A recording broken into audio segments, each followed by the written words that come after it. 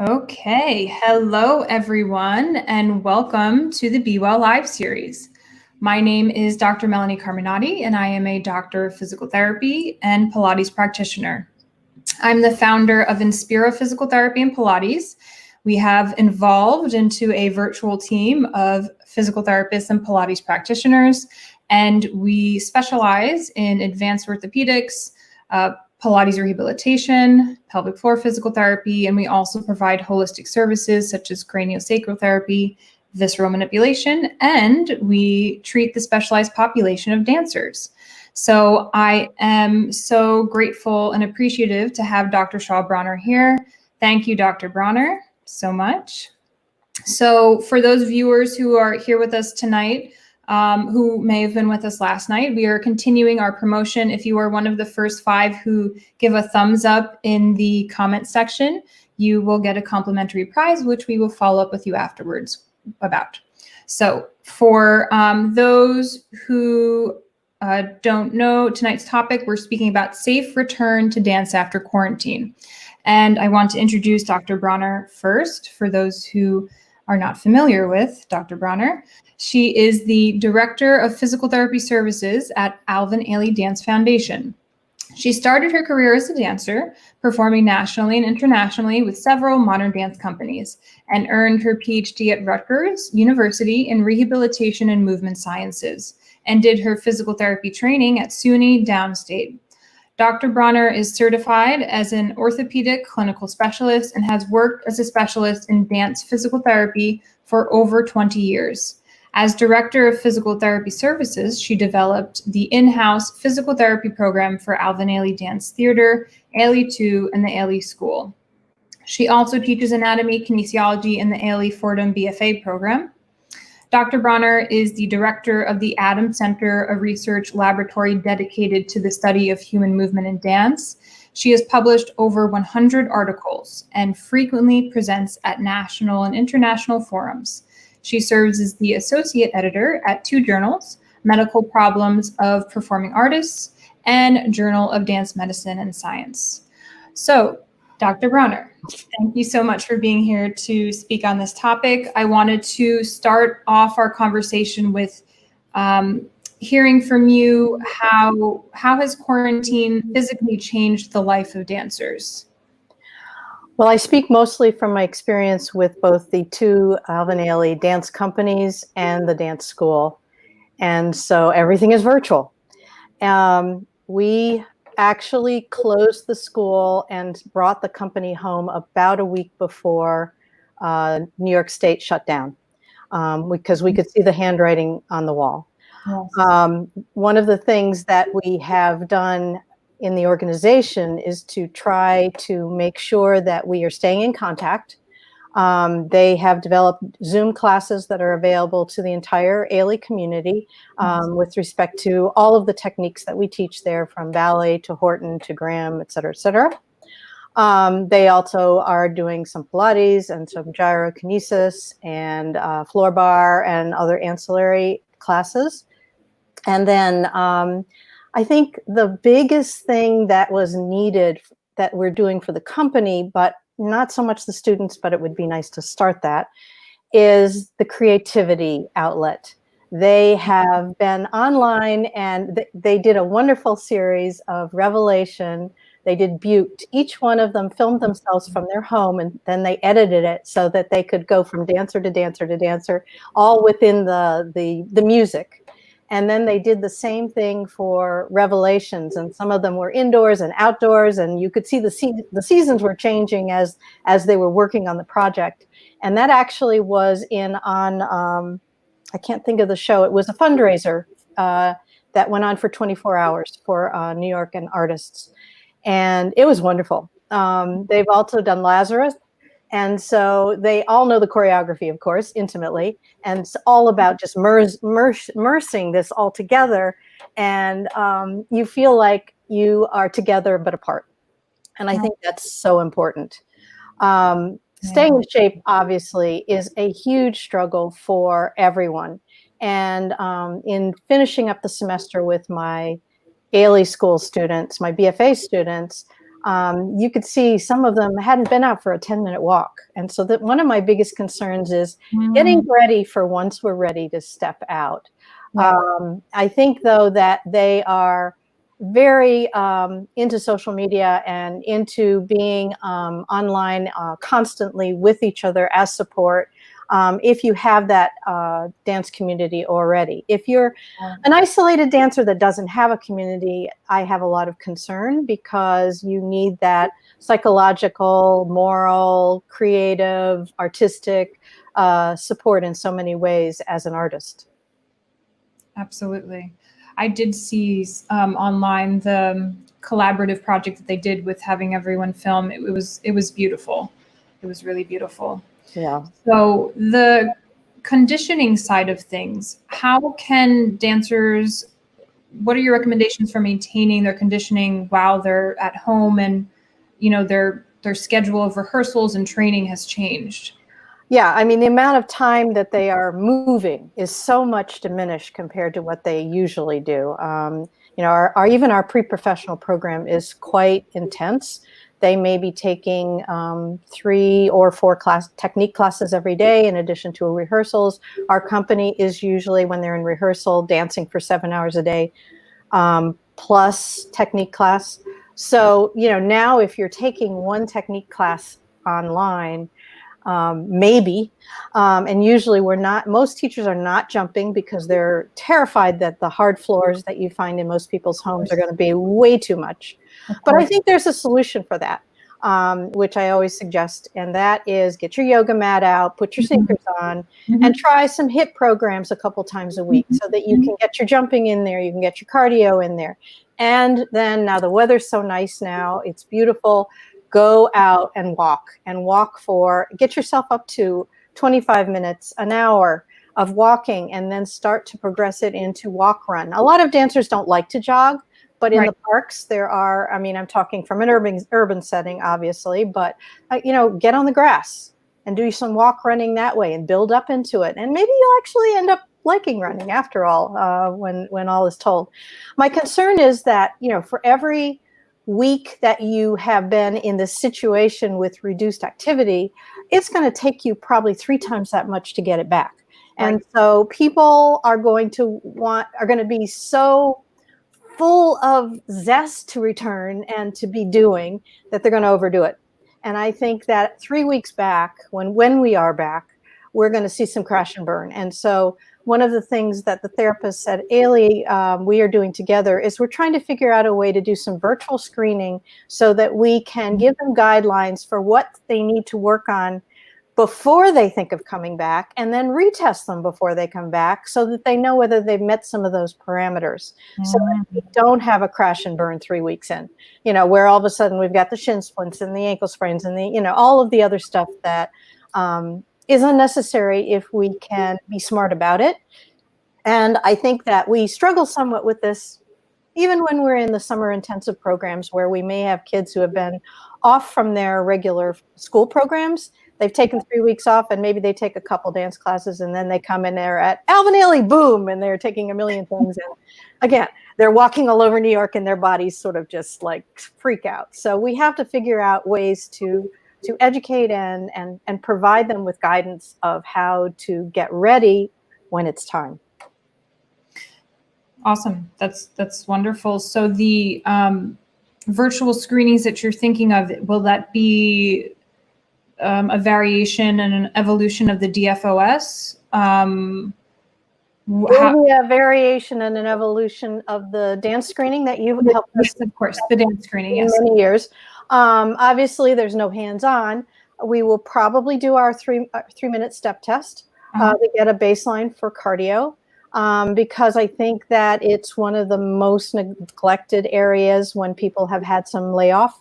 And then again, that if they have a little push, that my suggestions of walk run or HIIT or whatever, and there are so many free HIIT programs available on the internet as well, that you can pick how many minutes you want to do and what level it's at. I use one regularly. It's fun. And so we will look at a little bit of flexibility, try and get a little strength. And some of it isn't quite validated as far as by taking measurements over cell phones, but we'll do our best. And I think it will work for the times we're at. I mean, even in telehealth, we can't measure or touch anybody in the same way, but we can still give valuable information and treatment in many forms. Absolutely. Absolutely. So, beyond musculoskeletal, what other, you kind of touched on this in the beginning too, with the whole artists and dancers and the need for community. What other non-musculoskeletal factors may impact the health of a dancer? Well, I think that especially those of us who live in New York, it's been incredibly stressful. If somebody in your family gets sick in non-COVID ways, they don't even want to go to a hospital and get care. And the hospitals are actually saying they're extremely worried that people have strokes and heart attacks and they won't go to a hospital. So, that stress is affecting all of us.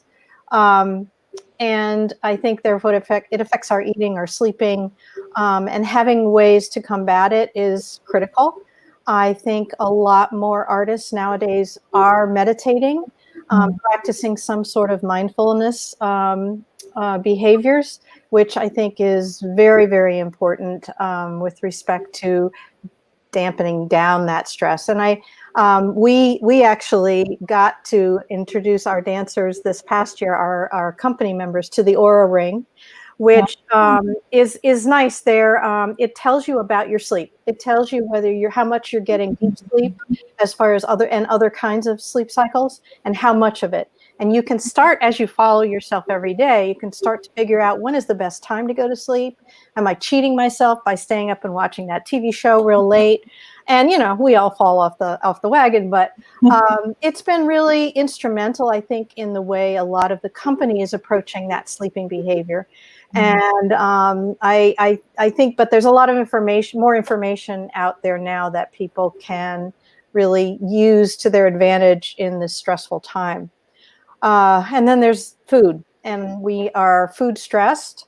We are financially, every artists are stressed. And so when I take a ride outside, I see the soup kitchen lines growing, and I worry about our dancers who, may have very low income and may have lost their jobs. And so that's another stress as well. Yeah. Okay. So there's many organizations that I've seen that have been offering, global meditations. There was just a global meditation that happened last week. So all of these new virtual offerings will hopefully aid in managing some of the mental health side of this quarantine time.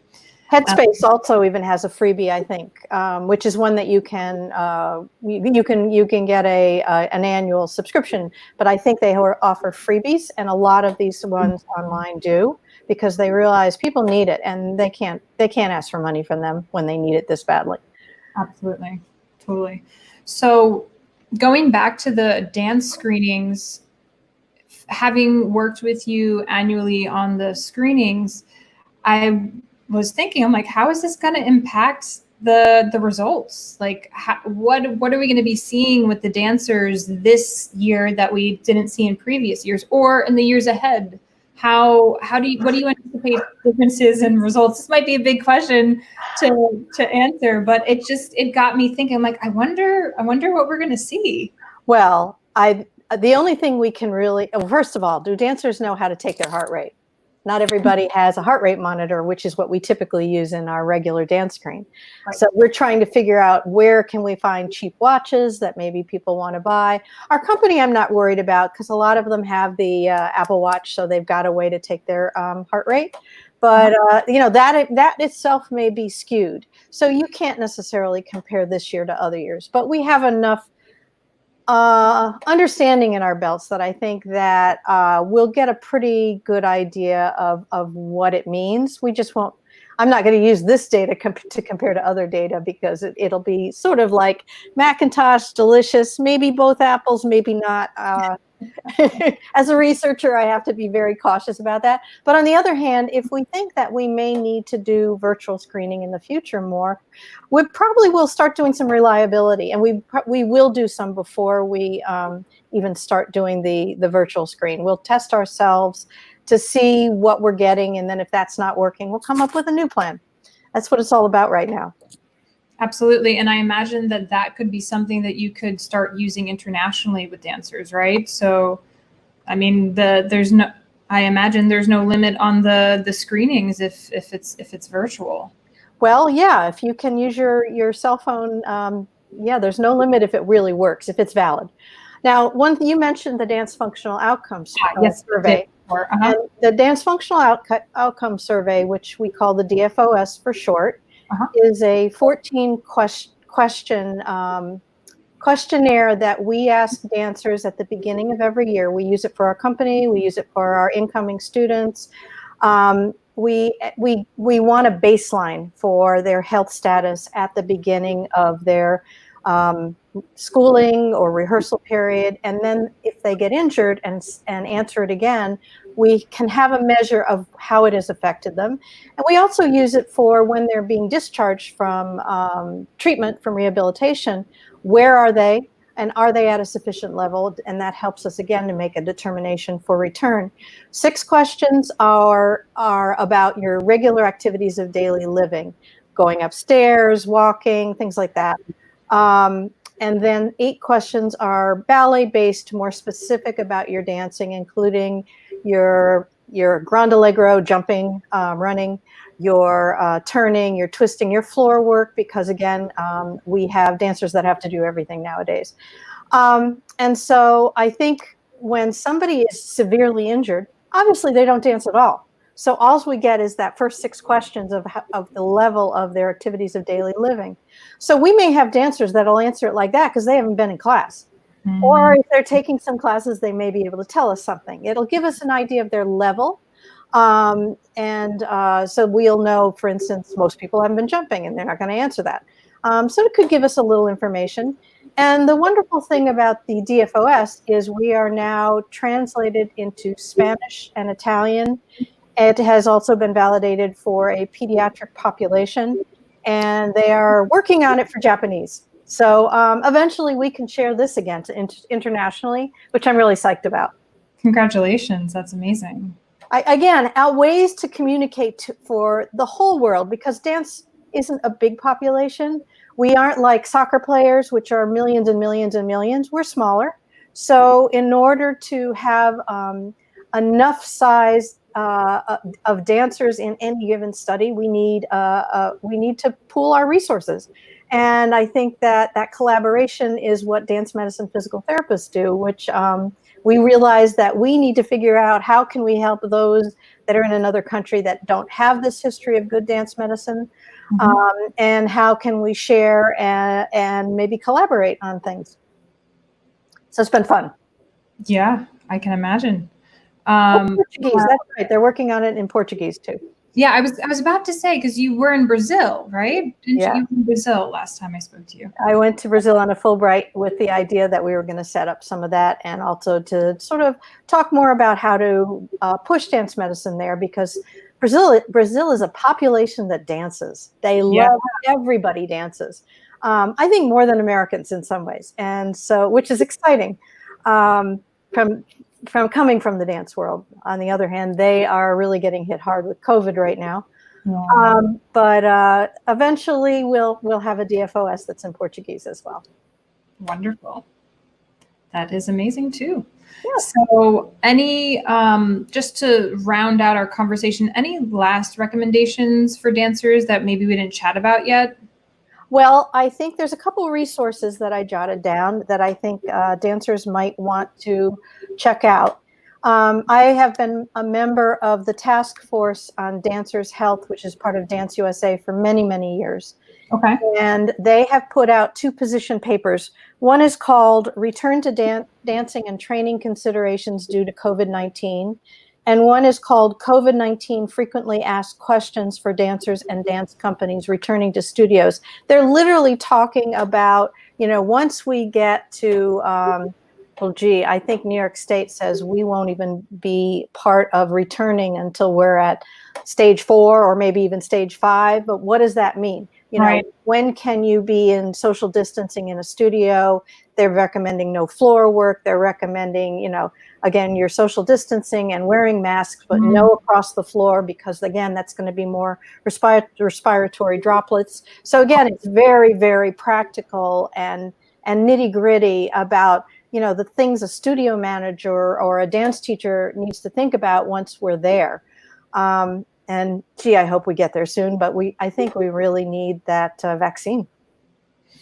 Absolutely. Those are great recommendations. I will definitely share this on our social media, the 2 recommendations that you mentioned, in case people didn't get them. Also, iAdams has a safe dance practice in quarantine, a couple podcasts available. And then Dance Well podcast also did something on dancing through COVID-19. So again, these are other resources. I think that some of them are, I think just by reading and educating yourself about COVID-19, a lot of us already know. But again, these are communities. And IADAMS is the International Association of Dance Medicine and Science. And it is us being advocates for dancers and trying to answer questions as they come up. So again, this is a community for everyone in the dance community, not only dancers, but PTs and the people who support them, the backstage people, the stage managers, everybody can, I think, look for that as an advocacy group. Wonderful. Great. Thank you for those recommendations. I will definitely post this out to people who are connected to Inspira. But I want to thank you so much for this chat. It was very informative, and I couldn't think of anyone better than you to bring to chat about this. So thank you so much for your time. Well, I'm no expert, but I'm educating myself. And so I think we all can, and we can help each other as we go. Thank you very much. Absolutely. Take care, Dr. Bronner. All right. Bye-bye. Bye-bye.